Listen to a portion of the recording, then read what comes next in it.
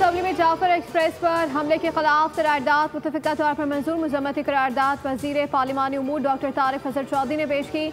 वतन के मुताबिक ऐवान जाफर एक्सप्रेस वाक़े और तमाम दहशतगर्द वाक़े की मज़म्मत करता है। ऐसे तमाम नज़रियात जो कौमी सलामती के मुतसादिम हैं उन्हें फैलने की इजाज़त नहीं दी जाएगी। मुल्क को अदम इस्तेकाम का शिकार करने वालों के खिलाफ सख्त कार्रवाई की जाएगी। जाफर एक्सप्रेस पर दहशतगर्दों की बुज़दिलाना कार्रवाई में 21 मुसाफिर और FC के 4 जवान शहीद हुए थे। सिक्योरिटी फोर्सेज से कामयाब ऑपरेशन में यरगमाल बनाए गए सभी मुसाफिरों को बाहिफाजत बाजियाब कराया। मौके पर मौजूद तमाम 33 दहशतगर्दों को जहन्नुम वासल किया।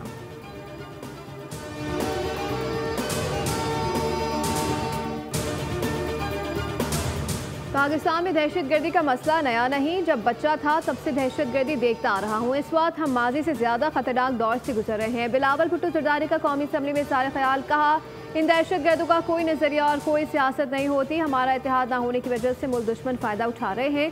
सारे IPS पर सियासत एक तरफ रखकर कौमी मफाद को तरजीह दी।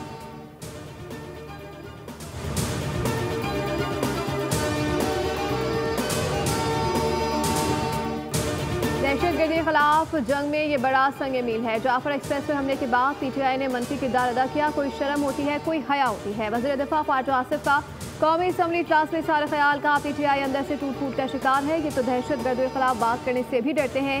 PTI वाले शौदा की तौहीन करते हैं। ये दहशतगर्दों के खिलाफ जंग लड़ने से इनकारी हैं।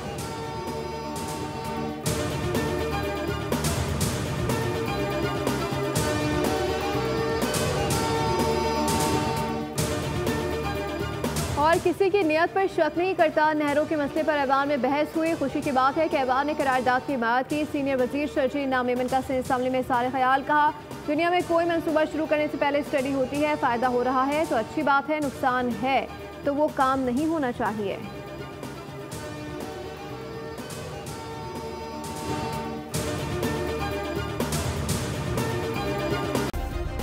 सब्सक्राइब करें और बेल दबाएं ताकि कोई खबर रह न जाए।